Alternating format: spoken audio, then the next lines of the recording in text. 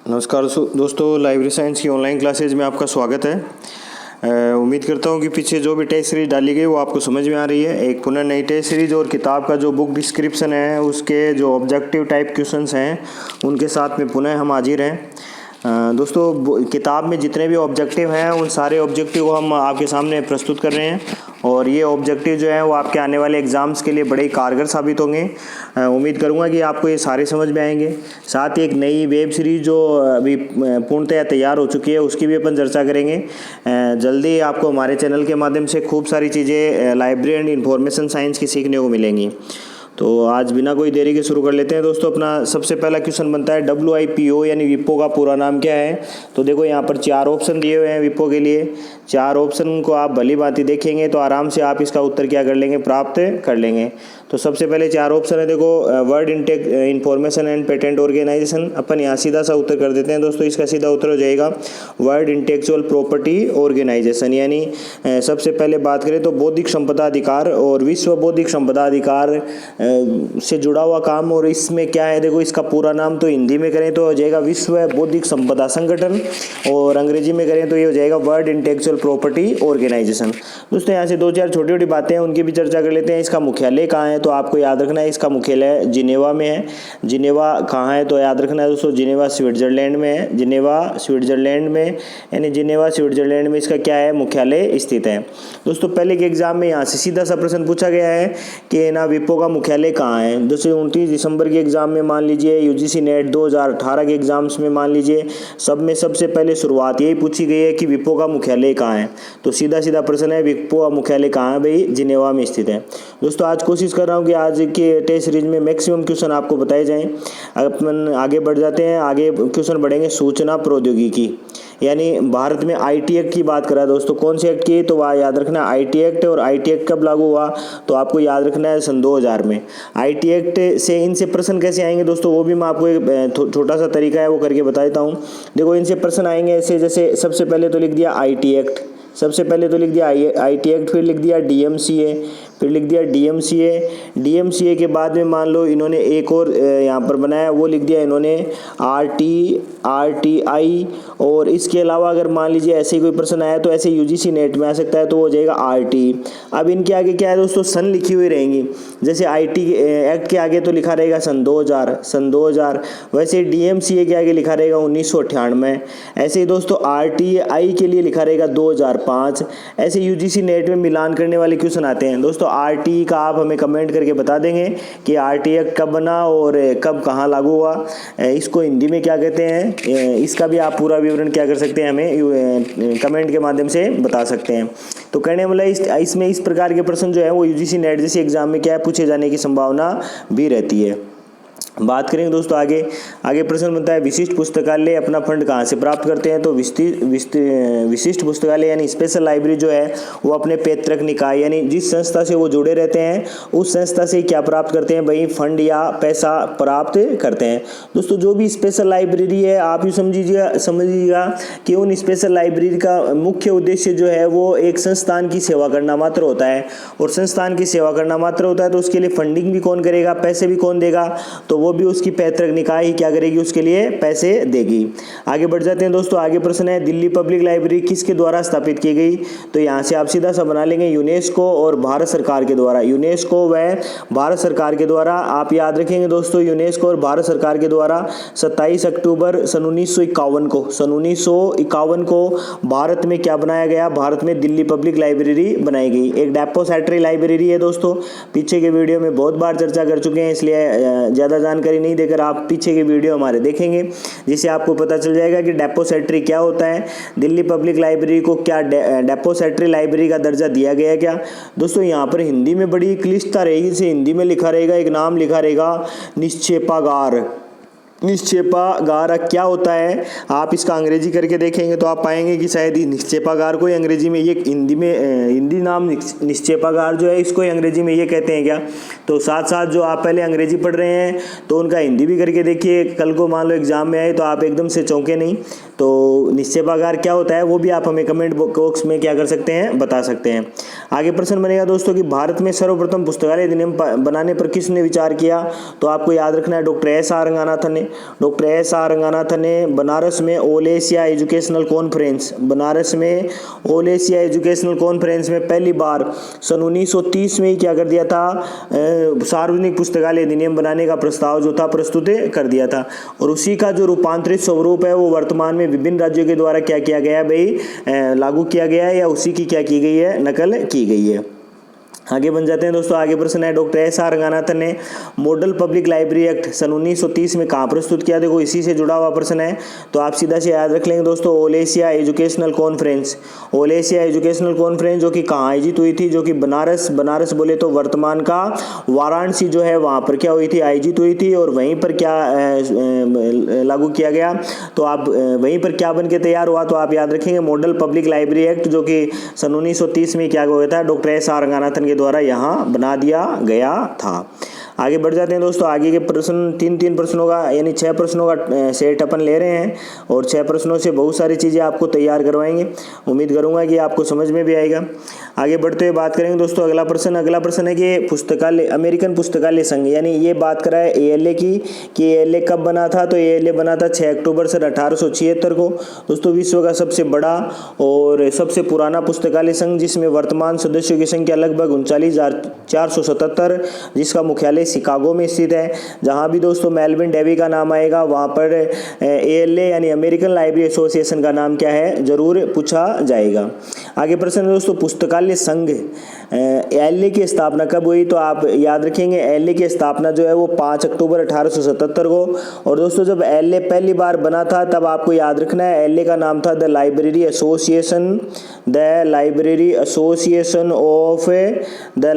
Association of United kingdom, the library association of United kingdom इसका क्या था भाई, इसका नाम था। और इस नाम में परिवर्तन हुआ दोस्तों, इस नाम में, मैं यहाँ स्लिप की चर्चा नहीं कर रहा हूँ, इस बात का विशेष ध्यान देंगे। आप याद रखेंगे इस नाम में परिवर्तन हुआ, और इस नाम में परिवर्तन हुआ सन 1896 में, वो भी कब, तो आप याद रखेंगे 30 जनवरी सन 1896 में इसमें परिवर्तन हुआ। और इसके साथ में क्या हटाकर इसको क्या कर दिया गया वो आप कमेंट बॉक्स के माध्यम से बताएंगे, जिससे आपकी तैयारी खुद की भी हो और साथ में जो अन्य लोग पढ़ रहे हैं उनको भी क्या हो, फायदा हो सके। बात करेंगे दोस्तों आगे, भारतीय पुस्तकालय संघ के वर्तमान अध्यक्ष कौन है, तो BD कुंभार जो है दोस्तों भारतीय पुस्तकालय संघ के वर्तमान अध्यक्ष हैं। और यहाँ भी बात करें दोस्तों BD कुंभार की भी बात कर लेते हैं, तो BD कुंभार जो है वो 30वें नंबर के इस पुस्तकालय संघ के क्या हैं भाई, अध्यक्ष हैं। दोस्तों यहाँ पर कई जगह शहाबत हुसैन लिखा हुआ रहेगा, तो आप याद रखिएगा शहाबत हुसैन जो है वो सन 2018 तक ILA के क्या थे भाई, अध्यक्ष पद पर नियुक्त थे। कौन से नंबर के अध्यक्ष थे, तो वो भी आपको याद रखना है, 29वें नंबर के क्या थे भाई, अध्यक्ष थे। दोस्तों यहाँ पर एक छोटा सा क्वेश्चन रहेगा आप लोगों के लिए, यहाँ नाम लिखा रहा है भारतीय पुस्तकालय संघ, तो यहाँ से एक नाम लिखा रहेगा नालंदा डेटाबेस, यानी नालंदा डेटाबेस किसके द्वारा जारी किया जाता है, तो आप हमें कमेंट बॉक्स के माध्यम से बताएंगे कि नालंदा डेटाबेस जो है उसका प्रकाशन किसके द्वारा किया जाता है, ये इसके अंदर क्या है। आप अगर इसके बारे में बता पाने में सफल हो तो वो भी आपके लिए एक अलग से नया क्वेश्चन बन जाएगा। फिर भी आपको अगर कहीं समस्या होती है तो नेक्स्ट वीडियो में जहाँ पर मेरे द्वारा एक PDF के माध्यम से आपको समझाने की कोशिश की जाएगी, उसमें आपको नालंदा डेटाबेस के बारे में और विस्तृत जानकारी आपको क्या है, दे दी जाएगी। बात करेंगे दोस्तों आगे वाले प्रश्न की कि सूचना प्रौद्योगिकी का अधिकार यानी RTI यानी राइट टू इन्फॉर्मेशन कब लागू हुआ, तो याद रखना है दोस्तों राइट टू इन्फॉर्मेशन जो है सन 2005 में क्या हो गया था भाई, RTI देश में क्या हो गया था, लागू हो गया था। दोस्तों यहाँ भी आप विशेष कंक्लूजन याद रख सकते हैं, यानी संपूर्ण भारत में ये लागू नहीं हुआ था। आपको कमेंट करके बताना है कि ये RTI देश के कौन से हिस्से में सन 2005 में लागू नहीं हुआ था, तो आप हमें कमेंट करके बता देंगे, जिससे आपका ज्ञान जो है, आपका नॉलेज जो है वो क्या हो सके भाई, बढ़ सके। बात करेंगे दोस्तों आगे वाला प्रश्न है कि विश्व बौद्धिक संपदा संगठन कहाँ पर स्थित है, तो याद रखना है इसका मुख्यालय ये पूछ रहा है, तो मुख्यालय की अपन बात कर चुके हैं दोस्तों, जेनेवा स्विट्जरलैंड में है। सामान्य छोटी छोटी बातें जी दोस्तों जो एग्जाम में पूछी गई हैं। पहले एक तो 1883, एक 1886 और एक 1888। दोस्तों डेट का जैसे प्रश्न तो नहीं आना, लेकिन फिर भी आप डेट के माध्यम से खूब सारी चीज़ें याद कर सकते हैं। 1883 का पेरिस सम्मेलन, 86 का बर्न सम्मेलन और 88 की बात करें दोस्तों तो स्विस संघीय कार्यालय की क्या हो चुकी थी, स्थापना हो गई थी। और यही आगे चल के किसके रूप में आ गए थे, यही आगे चलकर विप्पो के रूप में, आगे चलकर किसके रूप में आ गए भाई, आगे चलकर विप्पो के स्वरूप में क्या थे, आ चुके थे। तो ये भी आप क्या रखेंगे, यहाँ से ध्यान रखेंगे। बात करेंगे दोस्तों आगे प्रश्न की यूनेस्को का मुख्यालय कहाँ स्थित है, तो याद रखेंगे यूनेस्को का मुख्यालय पेरिस फ्रांस में स्थित है। दोस्तों खूब बातें कर चुके हैं इनके ऊपर। अब देख रहे हैं कि आने वाले टाइम में क्विज टाइप का जो बनाए वो सेकंड यूनिट से बनाए, तो वहाँ से भी आप खूब सारे प्रश्न क्या कर सकेंगे, तैयार करेंगे। यहाँ पर आप यूनेस्को का मुख्यालय याद रखेंगे। साथ ही वर्तमान में यूनेस्को के अध्यक्ष आंद्रे अजोले का नाम याद रखेंगे। ये आंद्रे अजोले जी जो है ये भी दोस्तों कहाँ है, आंद्रे अजोले जो है ये भी कहाँ की रहने वाली हैं, तो वो भी आप याद रखेंगे, पेरिस फ्रांस की रहने वाली हैं। आगे बढ़ जाएंगे दोस्तों। आगे प्रश्न बनेगा यूएसए में पुस्तकालय आंदोलन का जनक किसे कहा जाता है। तो दोस्तों यहाँ से कई सारे प्रश्न रहेंगे, देखो कई सारा डाउट रहेगा। यहाँ तो अपने सीधा सा उत्तर बना रखा है मेलविन डेवी, यहाँ से सीधा उत्तर बना रखा है मेलविन डेवी, यानी यूएसए में पुस्तकालय आंदोलन का जनक मेलविन डेवी को कहा जाता है। कुछ किताबों में दोस्तों एलन केंट नाम लिखा हुआ मिलेगा आपको, एलन केंट नाम लिखा रहेगा, तो आप एलन केंट को भी देखेंगे। दोस्तों जहाँ भी एलन केंट लिखा रहेगा वहाँ मेलविन डेवी नहीं रहेगा, जहाँ डेवी है वहाँ एलन केंट नहीं उपलब्ध रहेंगे। तो आप एलन केंट के बारे में क्या जानते हैं, क्या आपके पास भी कोई इससे जुड़ी हुई विशिष्ट जानकारी है, तो वो आप हमें कमेंट करके बताएंगे। दोस्तों कमेंट करने का एक ही मकसद है, यहाँ पर कमेंट करके कोई वाहवाही लूटना नहीं, बस ये पता करना कि आप इतने दिनों से पढ़ रहे हैं तो आपका जो अब तक का पढ़ा हुआ ज्ञान है वो कैसा है। अगर आप इन सब चीज़ों को करने में आसानी से अगर करने में कामयाब होते हैं तो आप यूँ समझ लीजिएगा कि आने वाले लाइब्रेरियन ग्रेड 3 एग्जाम में आप आसानी से एक सीट अपनी पक्की कर लेंगे। साथ ही अगर दोस्तों इसके अकॉर्डिंग आप चले तो आप यूँ समझ लीजिएगा कि आप यूजीसी नेट जैसा एग्जाम भी आसानी से क्या कर सकते हैं, क्लियर कर सकते हैं। और कोई बड़ी बला नहीं है दोस्तों, बस थोड़ा सा यही है कि आपका जो पीछे का जो नॉलेज है उसको आप थोड़ा सा ढंग से टाइम पे उसको क्या करते रहिए, अपडेट करते रहिएगा। आराम से इसमें इस सब्जेक्ट में आप नेट क्वालिफाई हो सकते हैं। बात करेंगे दोस्तों आगे वाले प्रश्न की। आगे वाला प्रश्न बनता है डॉक्टर एस आर रंगानाथन की पुस्तक क्लासिफाइड कैटलॉग कोड, यानी यहाँ पर ये बात करा है CCC की, और CCC का प्रकाशन की बात करा है दोस्तों, सीधी सी बात करा है सन 1934 में। और CCC दोस्तों जैसा कि CCC आप जानते हैं classified catalogue code, classified catalogue code के अब तक कितने संस्करण, तो आप याद रखेंगे अब तक 5 संस्करण, और 5 संस्करण क्या हो चुके हैं भाई, प्रकाशित हो चुके हैं। और इन 5 संस्करणों में सबसे पहला संस्करण की बात करें दोस्तों तो सबसे पहला संस्करण सन 1934 में प्रकाशित किया गया था। विशिष्ट संस्करण है, इसको आप थोड़ा सा क्या रखेंगे, दिमाग में रखेंगे। साथ ही दोस्तों यहाँ से एक पुस्तक है theory of library catalogue, theory of library catalogue. आप थ्योरी ऑफ लाइब्रेरी कैटलॉग के बारे में क्या जानते हैं, तो वो भी आप हमें कमेंट करके बताएंगे। थ्योरी ऑफ लाइब्रेरी कैटलॉग में क्या दिया गया, या डॉक्टर एस आर रंगानाथन की थ्योरी ऑफ लाइब्रेरी कैटलॉग जो कि सन 1938 में प्रकाशित की गई थी, इसमें कोई क्लासिफाइड कैटलॉग कोड से जुड़ी हुई कोई जानकारी यहाँ पर डॉक्टर एस आर रंगानाथन ने प्रस्तुत की। क्या आप जितना पढ़ेंगे उतना ही लाइब्रेरी साइंस में आपके लिए आने वाला जो फ्यूचर है वो क्या होगा, ब्राइट होगा। बात करेंगे दोस्तों आगे प्रश्न बनता है बौद्धिक संपदा अधिकार किससे संबंधित है। तो देखो बौद्धिक संपदा अधिकार किससे संबंधित है, यहाँ पर सूचना का अधिकार से भी, कॉपीराइट से और सेंसरशिप। तो यहाँ से सबसे बन जाएगा उपरोक्त सभी से उत्तर क्या हो जाएगा, बन जाएगा दोस्तों, नाम आएगा सेंसरशिप। तो सेंसरशिप भी आप याद रखेंगे। देखो सेंसरशिप जो है वो भारत में एक सेंसर बोर्ड का गठन किया गया है, सेंसर बोर्ड का गठन किया गया है। और वर्तमान में प्रसून जोशी प्रसिद्ध गीतकार हैं दोस्तों, प्रसून जोशी।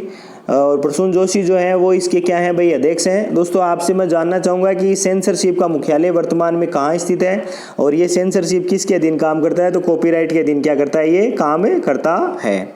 आगे दोस्तों यहाँ से प्रश्न बनेगा निस्केर, अगला निस्केर की स्थापना। दोस्तों ये निस्केगर लिखा हुआ है यहाँ पर, तो इसको आप सही करके निस्केर कर लेना। और निस्केर की स्थापना सन 2002। यहाँ भी दोस्तों बात कर लेनी है अपने को निस्केर की। तो निस्केर अपने को याद रखना है, एक तो इंचडॉग, और इंचडॉग के अलावा बात करें दोस्तों तो आपको याद रखना है निस्कॉम। इन दोनों के विलय से क्या बन गया था भाई, इन दोनों के विलय से क्या बन गया था, निस्केर बन गया था।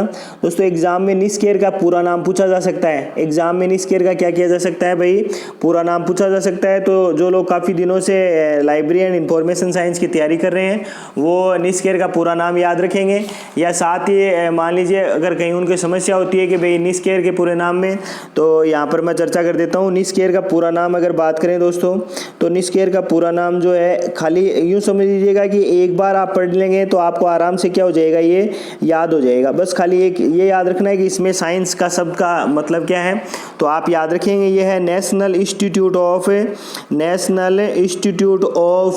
Science, national institute of science. C का हो जाएगा दोस्तों communication science, communication and information resources, इसका क्या हो जाएगा, पूरा नाम हो जाएगा। कब बनता है दोस्तों, तो वो भी अपन चर्चा कर लेते हैं। 30 सितंबर सन 2002 को इसका क्या हो गया था, इसका निर्माण हो गया था। किन से बना था उसकी अपन चर्चा कर चुके हैं। तो छोटा सा विवरण थोड़ा सा आप एक दो बार पढ़ लेंगे तो आप इसको क्या रखेंगे, आराम से इसको याद कर लेंगे। आगे बढ़ जाते हैं दोस्तों। आगे प्रश्न है कि भारत में यूनिवर्सिटी लाइब्रेरी नेटवर्क को किस नाम से जाना जाता है, तो आपको याद रखना है यूनिवर्सिटी लाइब्रेरी नेटवर्क को इनफिलिपनेट के नाम से क्या है भाई, जाना जाता है। इनफिलिपनेट के नाम से इनफिलिपनेट जो है दोस्तों, इसकी पैतृक संस्था यूजीसी है। कब बनता है ये भी, तो वो भी आपको याद रखना है। ये 1991 में, यानी मार्च 1991 में इसकी क्या होती है, इसको स्थापित किया जाता है। और दोस्तों भारत में यूँ समझो कि विश्वविद्यालय के क्षेत्र में काम करने वाला एक महत्वपूर्ण क्या है, ये महत्वपूर्ण नेटवर्क है। और एग्जाम में यहाँ से इसके कई प्रश्न जो हैं वो एग्जाम में बहुत बार आए हैं। शोध गंगोत्री, कैलिबर जो कि विशिष्ट है दोस्तों। कैलिबर, आप कैलिबर के बारे में भी अगर जानते हैं तो आप हमें कमेंट बॉक्स के माध्यम से बता सकते हैं कि कैलिबर का निर्माण ये कब करता है। साथ ही दोस्तों मैं यहाँ पर चर्चा कर देता हूँ कि कैलिबर का भी पूरा नाम जो है वो एग्जाम में पूछा जा सकता है। तो आप याद रखेंगे कैलिबर का पूरा नाम जो है वो है convention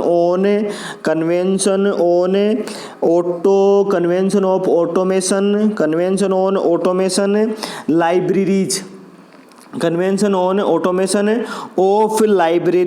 of libraries in research and education and research, इसका क्या है भाई, पूरा नाम है। यानी एक बार आप पुनः इसको पूरे देख लेते हैं। इसका पूरा नाम है convention on automation of libraries in education and research. क्या है भाई, कैलिबर का पूरा नाम है दोस्तों। कब शुरू करता है वो आप कमेंट बॉक्स के माध्यम से करके हमें बताएंगे। तो इंपॉर्टेंट है दोस्तों इनफिलिपनेट, तो एक दो बार आप देखेंगे आराम से क्या हो जाएगा, याद हो जाएगा। आगे बढ़ते हैं दोस्तों। पुस्तकालय संघों का अपनी गतिविधियों को चलाने के लिए इनमें से किस आर्थिक स्रोत पर निर्भर रहना पड़ता है, तो आर्थिक स्रोत को सदस्यता शुल्क भी है, अनुदान है, उदान है, प्रकाशकों की बिक्री है। साथ ही यहाँ पर दोस्तों बन जाएगा उपरोक्त सभी। तो साधारण से प्रश्न थे, यहाँ से एक साथ अपन ने कोशिश की कि एक साथ 20-30 प्रश्न तैयार हो, वो भी कुछ ही मिनटों में। आगे बढ़ जाते हैं दोस्तों। आगे बढ़ते हुए और कुछ एक प्रश्नों को शामिल कर लेते हैं जो जिनसे आपको एक साथ कई सारे प्रश्न क्या हो सके, तैयार हो सके। तो अपन आगे बढ़ते हुए बात करेंगे दोस्तों। यहाँ भी 6 प्रश्नों का एक सेट की बात करेंगे। तो यहाँ से प्रश्न बनेगा सबसे पहले कि यूनेस्को द्वारा यूनिसिस्ट कार्यक्रम को किस वर्ष प्रारंभ किया गया था, तो सीधा सा उत्तर बन जाएगा 1973।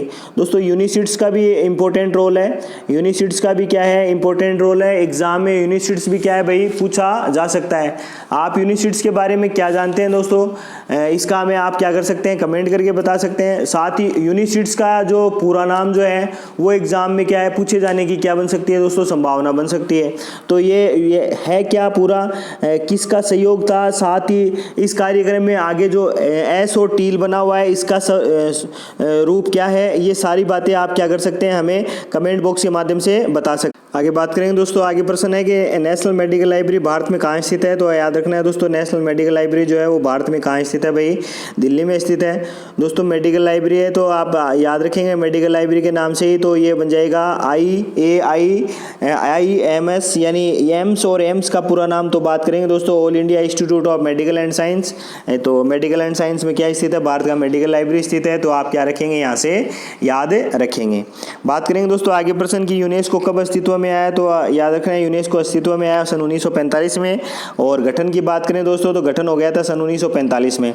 तो अस्तित्व यानी यहाँ पर पूछ रहा है ये 4 नवंबर सन 1946 की बात, तो 4 नवंबर सन 1946 की बात भी आप क्या रखेंगे, याद रखेंगे। आगे बढ़ जाते हैं दोस्तों। आगे प्रश्न है कि विश्व का सबसे बड़ा पुस्तकालय संघ कहाँ स्थित है। यहाँ पर एक नाम और जोड़ लीजिएगा दोस्तों, पुस्तकालय संघ। तो पुस्तकालय संघ अमेरिका में स्थित है।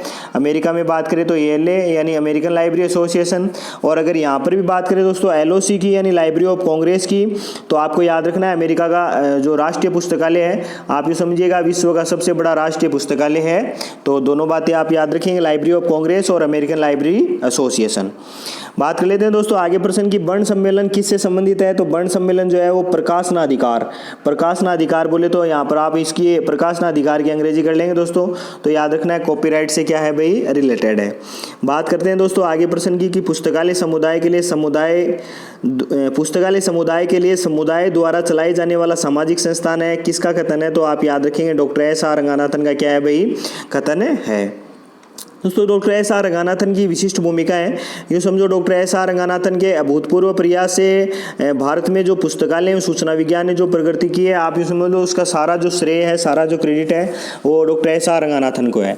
बात करेंगे दोस्तों आगे प्रश्न है कि world directory of sources of patents किसके द्वारा प्रकाशित किया जाता है। तो आप याद रखेंगे विपो के द्वारा प्रकाशित किया जाता है। और याद रखना है विपो की अपन ने पूर्व में बात कर ली है। और पेटेंट्स का जहाँ भी नाम आए दोस्तों, पेटेंट का जहाँ भी नाम आए तो वो भी आप याद रखेंगे पेटेंट जो है उसकी अधिकतम समयावधि जो है वो 16 से 20 वर्ष तक निर्धारित की जाती है। भारत में अगर बात करें दोस्तों तो पेटेंट प्रदान करने वाला मुख्यालय जो है वो नागपुर महाराष्ट्र में क्या है, स्थित है। छोटा सा विवरण है दोस्तों, पक्का प्रश्न आना है। भारत में कब पेटेंट कानून बनता है। तो ये बनता है सन 1970 में यानी 1970 में। एक पक्का प्रश्न आने की क्या रहेगी, यहाँ से संभावना रहेगी। तो आप 1-2 बार देखेंगे, आराम से वीडियो याद हो जाएगा और बिना कोई लाग लपट या कोई किसी प्रकार की कोई अच्छी प्रकार की जो शब्दावली है उसका प्रयोग करते हुए आपको क्या कर रहे हैं, याद करवाने की क्या करते हैं, कोशिश कर रहा हूं दोस्तों कि और अच्छा कर सकूं आपके लिए। आने वाले टाइम में PDF के माध्यम से भी कुछ एक वीडियो डालने की कोशिश करूंगा। तकरीबन वीडियो की संख्या रहेंगी 10 के आसपास, तो उनको आप देखेंगे तो आपको पता चलेगा कि हाँ इस तरीके का मटेरियल भी क्या है, पुस्तकालय एवं सूचना विज्ञान में उपलब्ध रहता है। बात करेंगे दोस्तों आगे वाला प्रश्न। तो आगे वाला प्रश्न बनता है भारतीय विशिष्ट पुस्तकालय एवं सूचना केंद्रों का संघ यानी ISLIC बोले तो Indian association for special library information centres का निर्माण कब हुआ। तो स्थापना कब हुई। तो आप याद रखेंगे 3 सितंबर सन 1955 को इसकी स्थापना की गई। कहाँ मुख्यालय है। तो आपको याद रखना है दोस्तों कलकत्ता में इसका मुख्यालय है। और डॉक्टर SL होरा यानी डॉक्टर सुनील लाल होरा इसके क्या थे, इसके प्रथम अध्यक्ष थे। तो आप आसानी से क्या कर लेंगे, इसको याद कर लेंगे। आगे बात करेंगे दोस्तों आगे वाला प्रश्न बनता है कि डॉक्टर SR रंगानाथन भारतीय पुस्तकालय संघ की निम्न में से किस अवधि में अध्यक्ष रहे। तो सीधा सा साधारण सा प्रश्न है, खूब बार चर्चा कर चुके हैं दोस्तों। सन 1944 से सन 1953 तक क्या रहे हैं भाई, अध्यक्ष रहे हैं। आगे बढ़ते हैं दोस्तों। आगे प्रश्न है कि राजा राममोहन राय लाइब्रेरी पुस्तकालय संघ की स्थापना 1972 में किसके द्वारा की गई। दोस्तों ये कंफ्यूजन करने के लिए यहाँ पर डाला है, सीधा सा उत्तर बन जाएगा भारत सरकार के द्वारा की गई थी। और आप याद रखेंगे West Bengal registration society act, West Bengal registration society act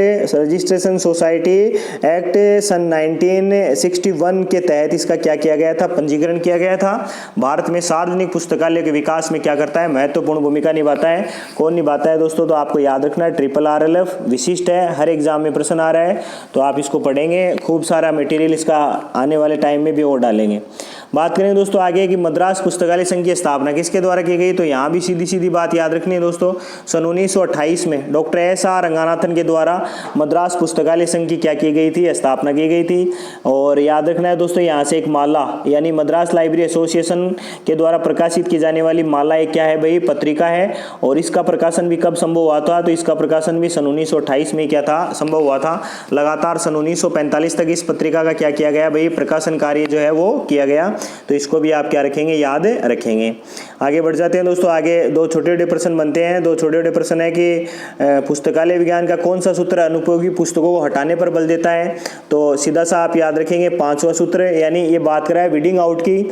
और वीडिंग आउट दोस्तों आप जानते होंगे वीडिंग आउट क्या होता है। वीडिंग आउट या राइट ऑफ की बात करें दोस्तों तो प्रति वर्ष 1000 पुस्तकों पर 5 पुस्तकों को क्या कर दिया जाता है, पुस्तकालय संग्रह से हटा दिया जाता है।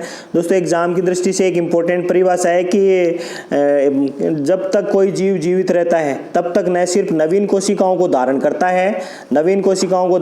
है बल्कि मृत कोशिकाओं का क्या करता है भाई, त्याग करता है, अपने आकार में परिवर्तन करता है तथा नए स्वरूप को धारण करता है। ऐसी परिभाषा देने वाले डॉक्टर एस.आर. रंगानाथन साहब थे। और ये भी किससे जुड़ी हुई है तो वो भी आप याद रखेंगे, ये भी पुस्तकालय विज्ञान के 5वें सूत्र से क्या है, जुड़ी हुई है। तो इसको भी आप क्या रखेंगे, याद रखेंगे। आगे बढ़ जाते हैं दोस्तों। आगे प्रश्न है कि डॉक्टर एस.आर. रंगानाथन को पद्मश्री पुरस्कार कब प्राप्त हुआ, तो डॉक्टर एस.आर. रंगानाथन को पद्मश्री सन 1957 में। और बात करें दोस्तों तो 5 महत्वपूर्ण व्यक्ति हैं, और 5 महत्वपूर्ण व्यक्तियों की बात करें डॉक्टर एस.आर. रंगानाथन, इसके अलावा बात करें तो बी.एस. केशवन के अलावा बात करें दोस्तों तो यानकी वेंकट रमैया, रमैया के अलावा बात करें दोस्तों तो बशीरुद्दीन, और बशीरुद्दीन के अलावा बात करें तो पी.एन. कोल्ला, इन सभी को पुस्तकालय विज्ञान में क्या है, पद्मश्री पुरस्कार से सम्मानित किया गया है। तो दोनों साइड से एक पन्ने पर लगभग 40 से अधिक प्रश्नों के अपन ने बात की है दोस्तों। 30 मिनट का समय हमने आपके लिए लगभग निर्धारित किया है, और 30 मिनट में कोशिश की है कि आपके लिए 40 से अधिक प्रश्न जो है वो आपको तैयार करवाएं। एक नई वीडियो के साथ में दोबारा मिलेंगे, तब तक के लिए जय हिंद।